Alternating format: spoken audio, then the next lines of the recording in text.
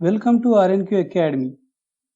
दोस्तों, आप चाहे कॉलेज स्टूडेंट्स हो या महाराष्ट्र में होने वाले किसी भी कॉम्पिटिटिव एग्जाम्स की तैयारी कर रहे हो, तो ये मराठी ग्रामर क्लासेस हमने आप सबके लिए ही स्टार्ट की है।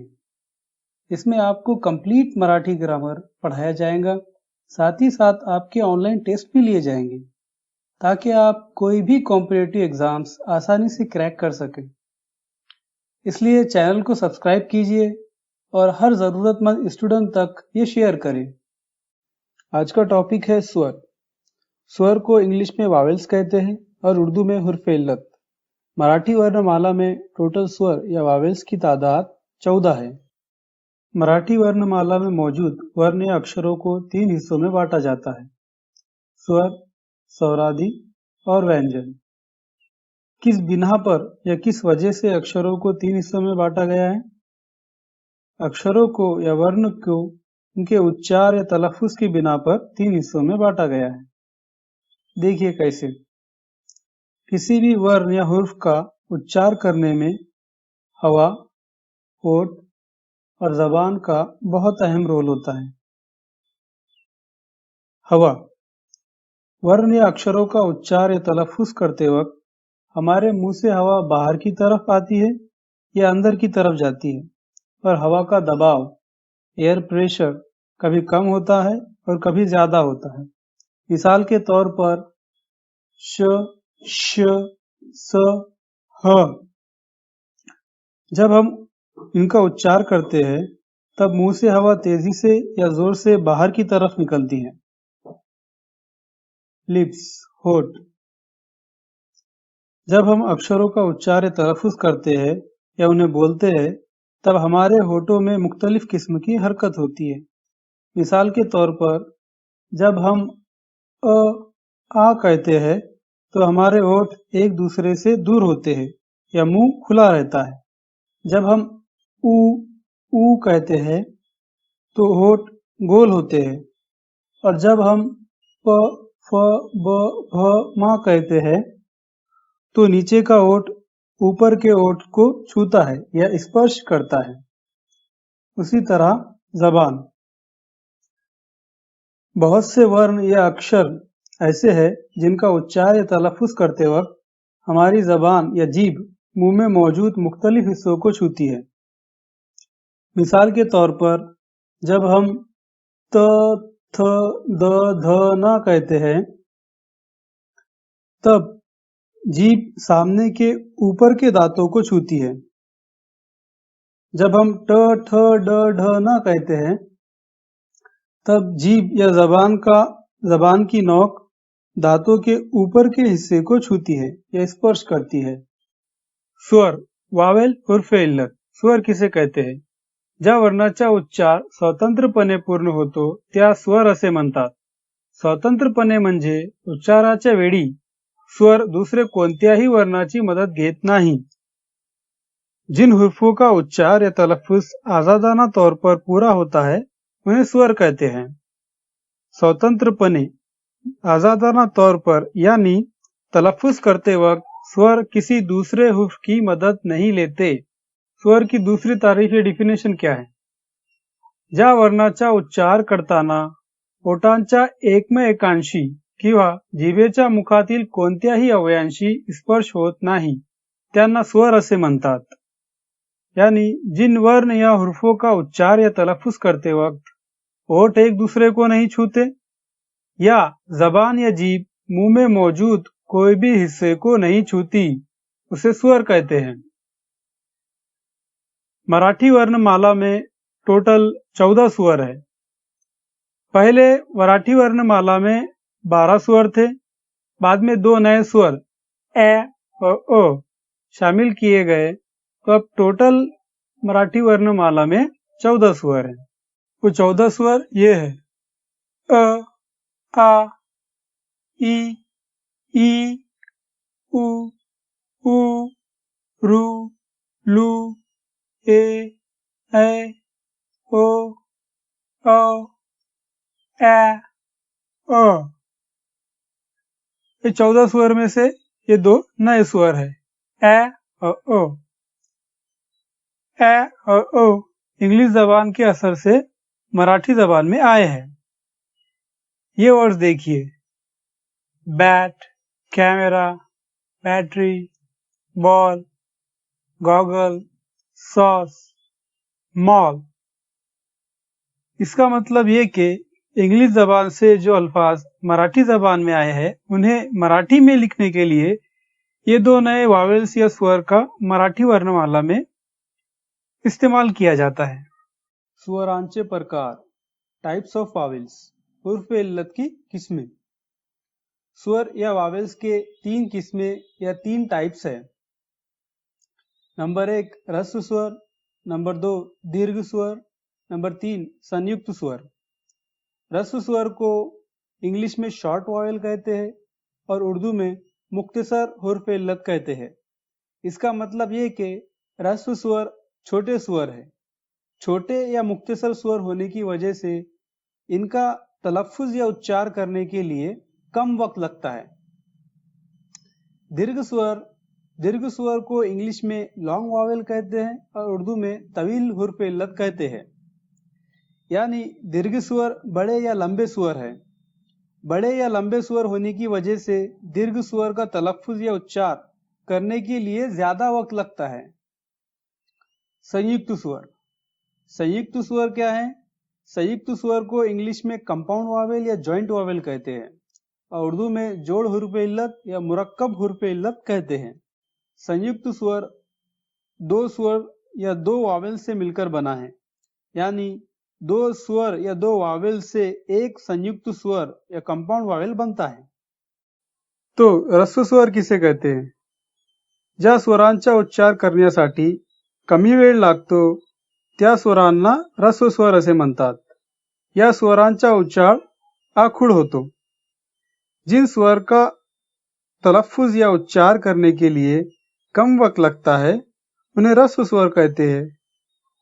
ह्रस्व स्वर का उच्चार आखुड़ यानी छोटा या मुख्तसर होता है। टोटल ह्रस्व स्वर 5 है। अ, ई, उ, रू, लू।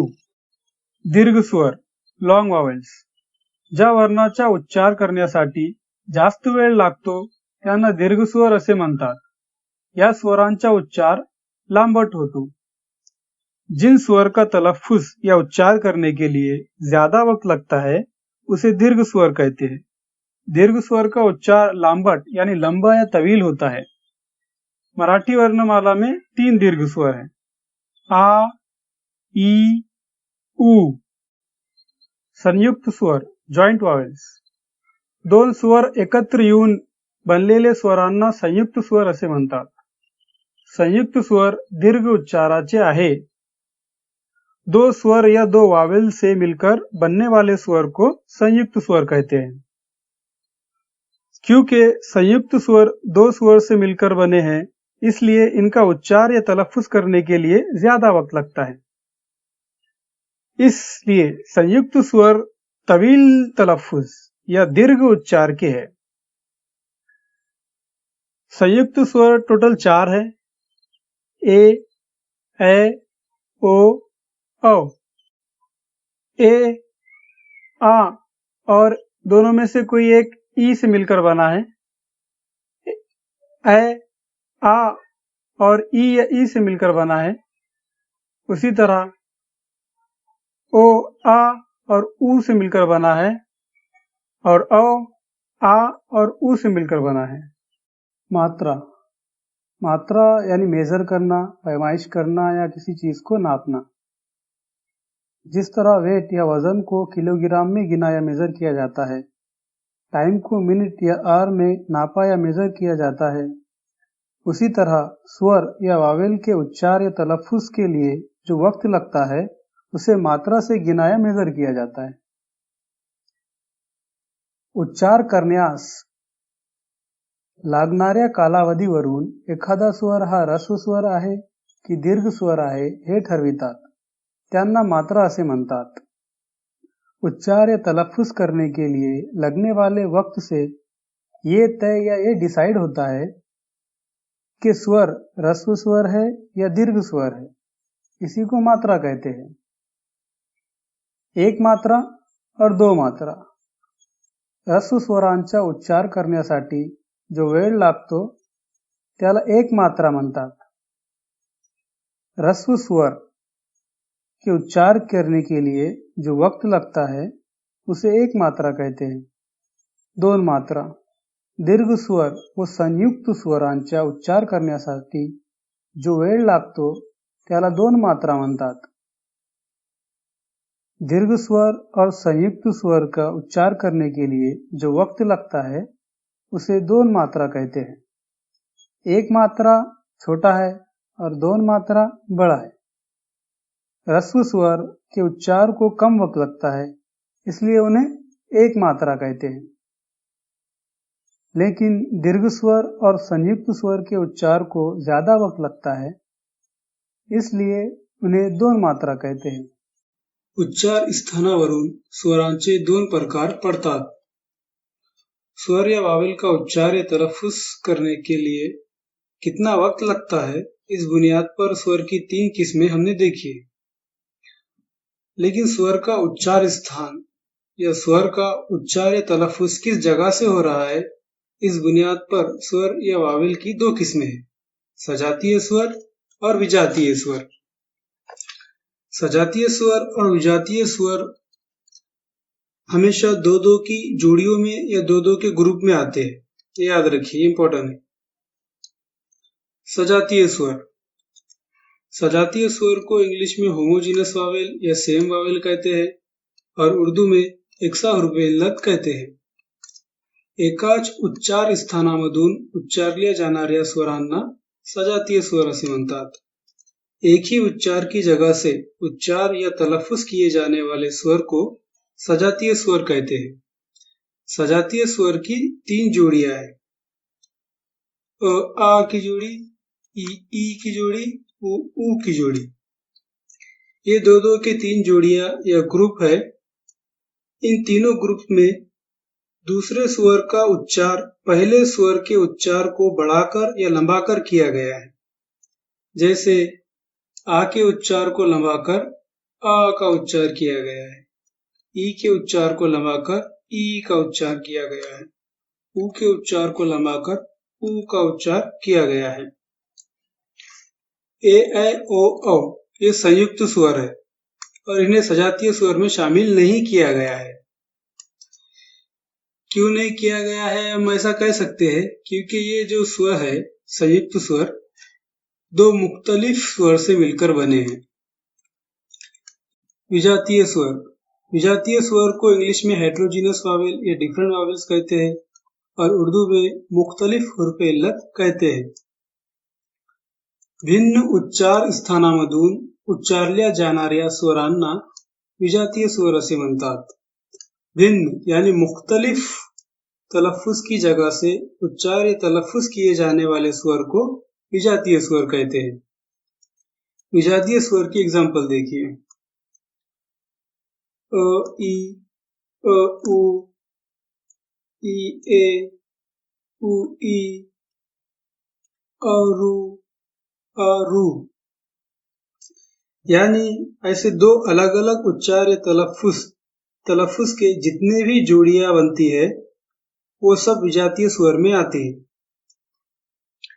यानी संयुक्त स्वर ए, ऐ और ओ की जोड़ी छोड़कर और सजातीय स्वर की वो तीन जोड़ियां छोड़कर बाकी स्वर की जितनी भी जोड़ियां बनती है वो सब विजातीय स्वर में आती है.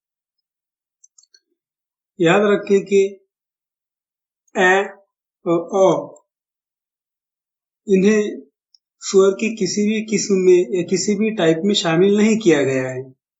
हमने देखा कि सजातीय स्वर का एक ही उच्चार स्थान से उच्चार होता है और विजातीय स्वर का भिन्न यानी मुख्तलिफ उच्चार स्थान से उच्चार होता है और ये हमेशा दो दो की जोड़ियों में आते हैं. संयुक्त स्वर ए, ऐ और ओ, औ सजातीय स्वर की तरह दिखते हैं लेकिन ये सजातीय स्वर नहीं है. इन्हें सजातीय स्वर में शामिल नहीं किया गया. लेकिन संयुक्त स्वर ए, ऐ और ओ, औ विजातीय स्वर में आते हैं. लेकिन ये दो जोड़ियां जो आप देख रहे हैं, ए, ऐ की जोड़ी और ओ, औ की जोड़ी, इस शक्ल में ये विजातीय स्वर में नहीं आते। इसका ये मतलब ये कि ए विजातीय स्वर में एक साथ नहीं आते और ओ विजातीय स्वर में एक साथ इस जोड़ी की शक्ल में नहीं आते, लेकिन अलग अलग दूसरे स्वर के साथ इनका इस्तेमाल विजातीय स्वर में किया जाता है। मिसाल के तौर पर ए ओ ये बिलतरतीब दूसरे स्वर के साथ ई उ रू उ इनके साथ इनका विजातीय स्वर में आए हैं। तो आज हमने क्या सीखा? वर्ण या अक्षर को 3 हिस्सों में बांटा जाता है: स्वर, स्वरादि और व्यंजन। मराठी में टोटल 14 स्वर या वावेल है, 2 स्वरादि है और 36 व्यंजने हैं। स्वर या वावेल्स की 3 किस्में या 3 टाइप्स है: ह्रस्व स्वर, दीर्घ स्वर और संयुक्त स्वर। ह्रस्व स्वर शॉर्ट वावेल मुक्तसर उर्फे इल्लत. ज्या वर्णाचा उच्चार करण्यासाठी कमी वेळ लागतो त्यांना ह्रस्व स्वर असे म्हणतात.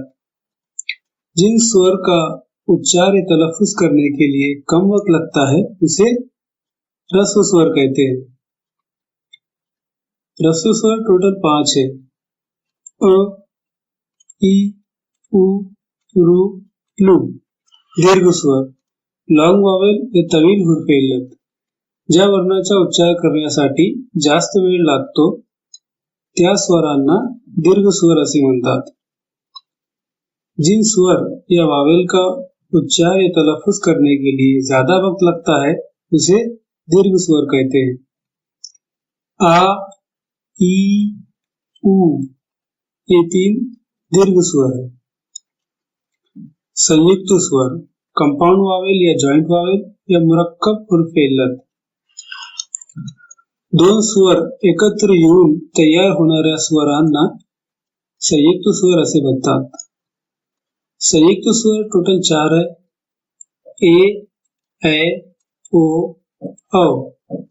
ये संयुक्त स्वर 2 स्वर से मिलकर बने हैं. जैसा कि आप देख सकते हैं ए, ओ, औ सब 2 स्वर से मिलकर बने हुए स्वर है. स्वर का उच्चार स्थान या स्वर का उच्चार या तलफ्फुज किस जगह से हो रहा है, इस बुनियाद पर स्वर को 2 किस्मों में बांटा गया है: सजातीय स्वर और विजातीय स्वर. सजातीय स्वर और विजातीय स्वर हमेशा 2-2 की जोड़ियों में या 2-2 के ग्रुप में आते हैं. सजातीय स्वर किसे कहते हैं? सजातीय स्वर होमोजिनस वावेल या एकसारखे इल्लत. एकाच उच्चार स्थानामधून उच्चारल्या जाणाऱ्या स्वरांना सजातीय स्वर असे म्हणतात. सजातीय स्वर की 3 जोड़ियां है: अ, आ, ई, उ, ऊ. विजातीय स्वर हेटेरोजीनस वावेल या मुख्तसर मुख्तलिफ उर्फे इल्लत.